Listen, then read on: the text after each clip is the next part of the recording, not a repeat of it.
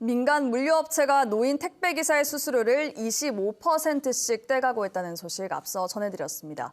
굳이 수수료까지 줘가면서 왜 민간업체를 끼고 사업을 하는지 취재를 해봤더니 위탁업체를 둘러싼 여러 의혹이 확인됐습니다. 이어서 김옥천 기자입니다. 한 해 80억 원가량의 세금을 지원받는 기장 시니어클럽. 기장군이 한 사단법인의 운영을 맡기고 있습니다. 2019년 이 법인으로 바뀐 뒤부터 민간 물류업체는 시니어클럽과 계약을 맺고 택배 수수료를 가져가기 시작했습니다. 법인과 물류업체를 찾아가 봤습니다. 사무실 주소가 같습니다. 사무실 같이 쓰고 계시는 거 아닙니까? 아닙니다. 그건 아닙니다. 그 물건의 의미는 바로 같이 지나갈 수 있는 거 아닙니까? 부분은 분리되어 있는데 개인은 따로 분리되어 있습니다. 등기부 등본을 떼보니 물류회사의 사회이사와 사내이사 2명의 이름이 익숙합니다. 기장 시니어클럽을 운영하는 사단법인 대표 임원과 같은 사람인 것으로 확인됐습니다.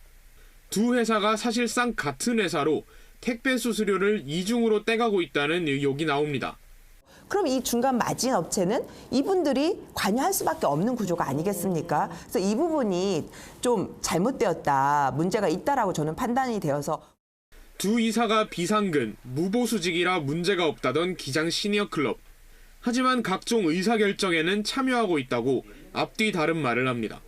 실무자들이 다 맡기지만 중요한 의사결정을 할 수 있는 부분들에서는 다 하고 있죠. 이 법인이 시니어클럽을 맡게 된 과정도 석연치 않습니다. 2019년 입찰 때 이 법인은 사전평가에서 참여업체 4곳 중 최저점을 받았습니다.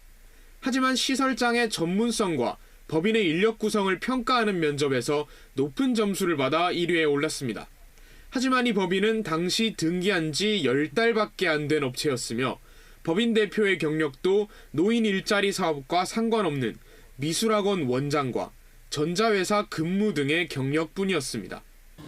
대통령한테 도대체 누가 운영하는 거야 이거. 정확히 아는 사람이 없어요. 그런데 그게 실적은 없고 그런데 택배를 그전에 좀 했던 법인이. 이런 의혹에도 기장군은 선정 과정에서 이상한 점을 발견할 수 없었다고 밝혔습니다. KBS 뉴스 김옥천입니다.